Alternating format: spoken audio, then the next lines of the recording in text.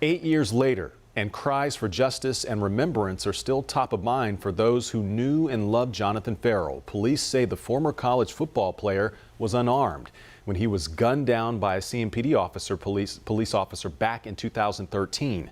WCNC Charlotte's Brianna Harper explains how his memory continues to be honored, along with a group seeking solutions for justice, police accountability, and change. If you take a look behind me, you can see these flowers and photos now lie where Jonathan Ferrell took his last breath here in this North Charlotte neighborhood after being shot multiple times by a CMPD officer.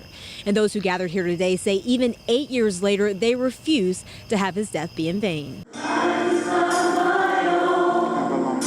On the 8th anniversary of the killing of Jonathan Ferrell, this memorial stands. A reminder of a lost family member say feels like forever ago, yet still so fresh at the same time. You learn to live with it, but it's still tough to deal with. Willie Ferrell simply describes his brother as caring, the same quality he says may have played a part in his death. Jonathan was willing to carry his friend home instead of going home himself. So if he never would have dropped him off, he never would have fell asleep on the road and got into the situations. Investigators say Ferrell got in a car accident, and when he went looking for help in the neighborhood, he was mistaken for a robber. When police arrived, Ferrell ran toward officers and was shot 10 times. His case, we really thought that we were going to see justice.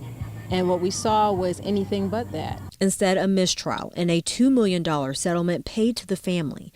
But community activists say they want more action and are seeking solutions. We talk about the inequality, we talk about the bias system, we talk about all of these things, so we know they're here, but yet we don't do anything about them. In the aftermath of George Floyd's killing, Charlotte leaders began some reform with the 8 Can't Wait initiative, but the National Justice and Policing Act is still waiting to become law. Community members hoping the change comes sooner rather than later before another life is lost. I have a black son, and so I have the same fears, and